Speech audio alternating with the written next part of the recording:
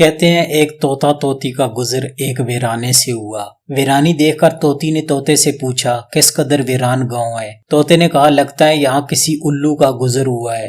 جس وقت طوطا طوطی باتیں کر رہے تھے عین اس وقت ایک الو بھی وہاں سے گزر رہا تھا۔ اس نے طوطے کی بات سنی اور وہاں رک کر ان سے مخاطب ہو کر بولا تم لوگ اس گاؤں میں مسافر لگتے ہو، آج رات تم لوگ میرے مہمان بن جاؤ، میرے ساتھ کھانا کھاؤ۔ الو کی محبت بری دعوت سے طوطے کا جوڑا انکار نہ کر سکا اور انہوں نے الو کی دعوت قبول کر لی۔ کھانا کھا کر جب انہوں نے رخصت ہونے کی اجازت چاہی تو الو نے طوطی کا ہاتھ پکڑ لیا اور کہا تم کہاں جا رہی ہو؟ طوطی پریشان ہو کر بولی یہ کوئی پوچھنے کی بات ہے، میں اپنے خاوند کے ساتھ واپس جا رہی ہوں۔ الو یہ سن کر ہنسا اور کہا یہ تم کیا کہہ رہی ہو، تم تو میری بیوی ہو۔ اس پر طوطا طوطی الو پر جپٹ پڑے اور گرما گرمی شروع ہو گئی۔ دونوں میں جب بحث و تکرار زیادہ بڑھی تو الو نے طوطے کے سامنے ایک تجویز پیش کرتے ہوئے کہا ایسا کرتے ہیں ہم تینوں عدالت چلتے ہیں اور اپنا مقدمہ قاضی کے سامنے پیش کرتے ہیں، قاضی جو فیصلہ کرے گا وہ ہمیں قبول ہوگا۔ الو کی تجویز پر طوطا اور طوطی مان گئے اور تینوں قاضی کی عدالت میں پیش ہوئے۔ قاضی نے دلائل کی روشنی میں الو کے حق میں فیصلہ دے کر عدالت برخاست کر دی۔ طوطا اس بے انصافی پر روتا ہوا چل دیا تو الو نے اسے آواز لگائی بھائی اکیلے کہاں جاتے ہو، اپنی بیوی کو تو ساتھ لیتے جاؤ۔ طوطے نے حیرانی سے الو کی طرف دیکھا اور بولا